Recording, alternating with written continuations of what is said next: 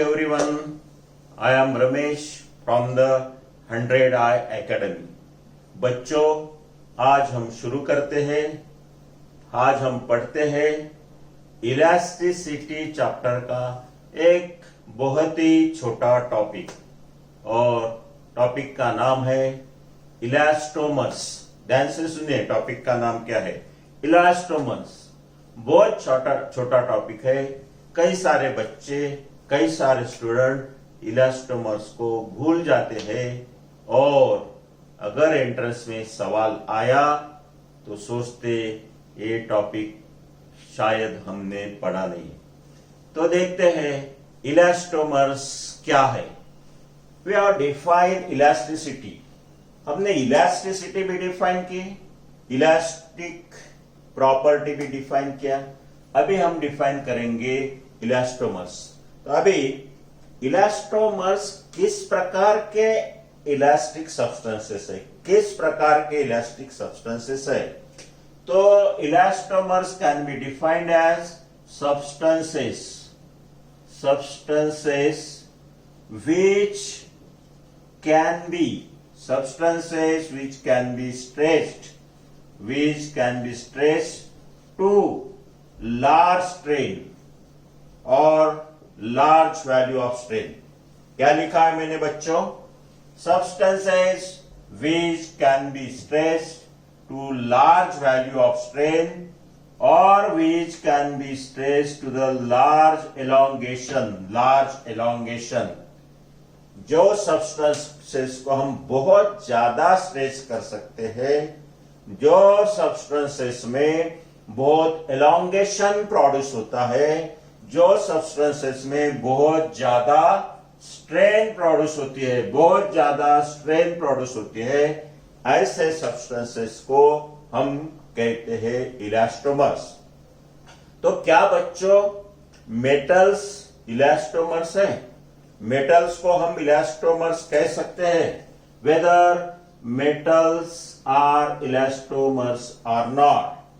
तो इसका जवाब होगा मेटल्स आर नॉट इलास्टोमर। ऐसा क्यों? We cannot stretch the metals by large value. हम मेटल्स में हम बहुत ज्यादा एलोंगेशन प्रोड्यूस नहीं कर सकते। मेटल्स को हम बहुत ज्यादा स्ट्रेच नहीं कर सकते। अभी मैं आपको दिखाऊंगा एक एग्जाम्पल। अभी देखिए बच्चों, ये स्टील की वायर है। अगर इसका इनिशियल लेंथ, वायर की इनिशियल लेंथ 30 सेंटीमीटर है, तो हम इसमें फोर्स लगा के ज्यादा से ज्यादा how much elongation can be produce, हम 2 सेंटीमीटर 3 सेंटीमीटर इतना ही हम इसमें एलोंगेशन प्रोड्यूस कर सकते हैं। Very small value of strain can be produce in this wire made up of metal, that may be steel और एल्यूमिनियम। इसलिए these metals are not elastomers। लेकिन अभी देखिए एक सब्सटेंस आपको मैं बताने वाला हूं, क्या वो इजीली स्ट्रेच किया जा सकता है। जो सब्सटेंस मल्टीपल टाइम्स 10 टाइम्स और उससे भी ज्यादा हम उसको स्ट्रेच कर सकते हैं, उससे भी ज्यादा हम वो सब्सटेंस में एलोंगेशन प्रोड्यूस कर सकते हैं, और वो सब्सटेंस है that is nothing but the rubber और पॉलीमर्स होते हैं। We can stretch more time. तो देखिए बच्चों, ये है रबर। देखिए,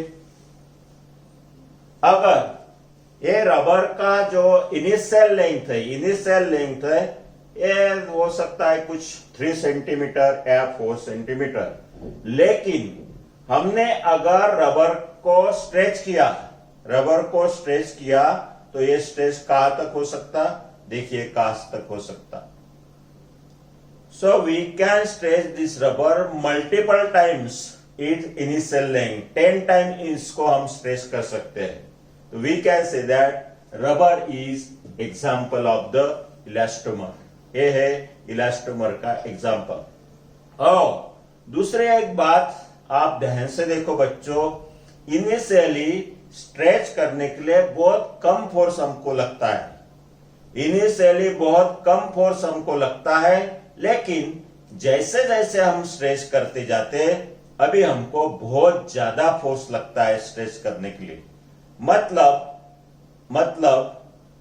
after some strain is produced in this rubber, then we may require more additional force to produce the same strain.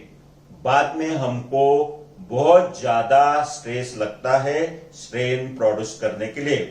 So this is a example of elastomers जो है rubber. Rubber can be strain multi time. इसको हम original length से बहुत ज्यादा stretch कर सकते हैं। और दूसरा एक बहुत पॉपुलर एग्जांपल है बायोलॉजी से, और वो है aorta, that is a blood vessel, large blood vessel of our heart. ये भी इलास्टोमर है, ये भी एक्सपांशन बहुत ज्यादा इसमें प्रोड्यूस हो सकता है। तो these are the common example. Some polymers भी है जिनको हम इलास्टोमर्स कह सकते हैं। So the substances which can be stretched to the large strain, to the large value of elongation are called as elastomer. अभी बच्चों हम देखेंगे what will be the graph अगर हम इलास्टोमर्स के लिए ग्राफ प्लॉट करते हैं स्ट्रेस और स्ट्रेन में, तो वो ग्राफ किस प्रकार से होगा। जो हमने स्ट्रेस स्ट्रेन कर्व प्लॉट किया है उस प्रकार से होगा, मेटल जैसा होगा, या कोई उसका शेप अलग होगा।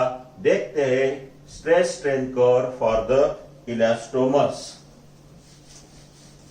और we can say the stress strain curve for this hard tissue which is specifically given in the most of the books.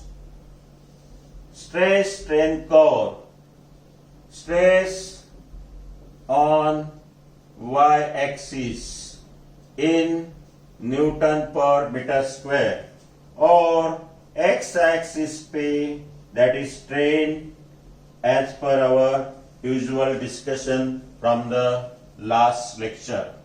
अभी हम अगर मेटल्स के लिए ग्राफ बनाते हैं तो कुछ ऐसा होगा। अभी मेटल्स का ग्राफ क्या बताता है कि बहुत कम स्ट्रेन प्रोड्यूस होगी, कम एलोंगेशन हुआ, small elongation in the metals.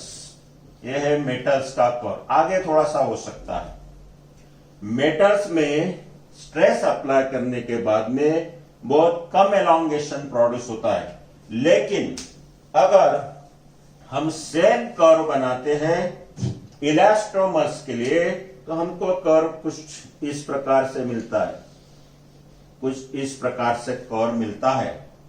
तो बच्चों अभी ध्यान से देखिए कर्व की तरफ, एक कर्व की तरफ ध्यान से देखिए। सी हम बहुत स्मॉल स्ट्रेस अप्लाई करने के बाद भी if we are applying very small stress, large elongation is produce in the rubber.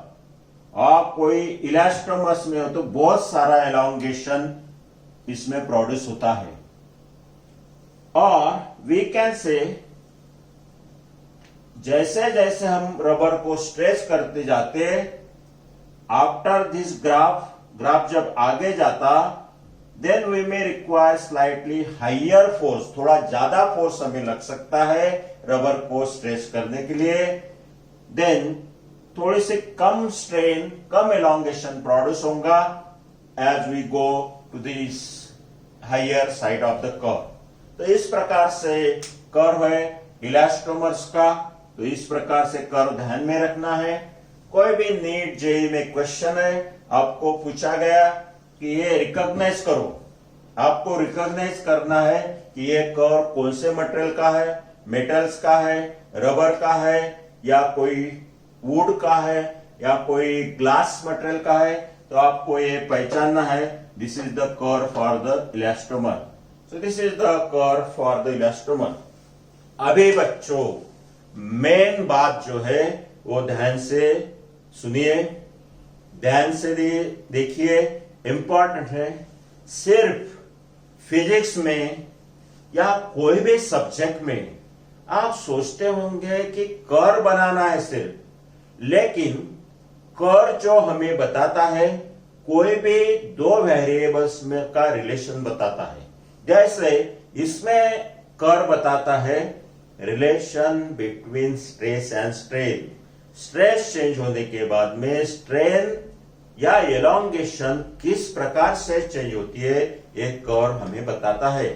तो ये कर्व हमको एक्सप्लेन करना है, ये कर्व से हमें क्या चीजें पता चलती है, क्या इंफॉर्मेशन हमको मिलती है कोई भी सब्सटेंस के बारे में, कोई भी मटेरियल्स के बारे में।